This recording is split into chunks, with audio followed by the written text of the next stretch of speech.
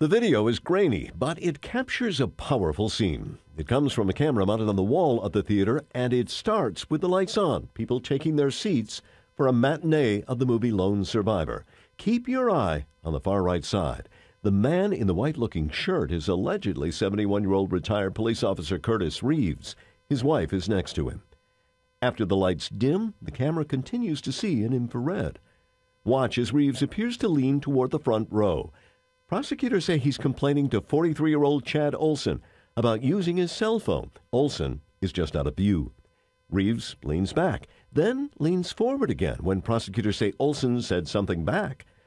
Moments later, Reeves gets up and leaves. Eyewitnesses say he claimed he was reporting Olson to management. When he returns, witnesses say the men argued again, more loudly. Now watch this. You see an arm, said to be Olson's, reaches into view and plucks Reeves' popcorn out of his hand and throws it back at him. At nearly the same time, you can see Reeves thrust his right arm forward. Prosecutors say that's the moment Reeves fired a gun pulled from his pocket. Let's look at that again, slowed down. Olson allegedly yanking the popcorn and throwing it at Reeves, and Reeves responding by firing his weapon. You can see the gunshot shockwave dislodge dust around the camera, appearing like snow. The defense played its own enhanced version of the same video. In it, someone seems to throw a glowing object that appears to hit Reeves and fall to the floor. The defense says that was Chad Olson throwing his cell phone. Reeves told police he thought Olson had struck him. Reeves did an audio-taped interview with detectives just an hour and a half after the shooting.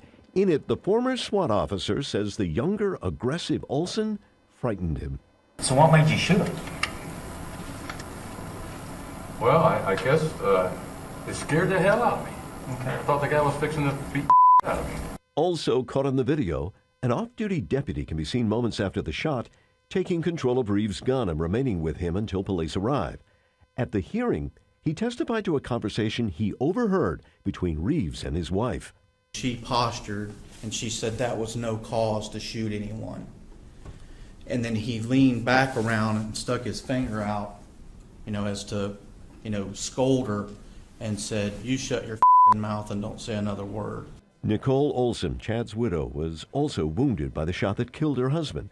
And as the judge announced his decision that Reeves was to remain behind bars until trial, she seemed barely able to keep her emotions in check. Martin Savage, CNN, Atlanta.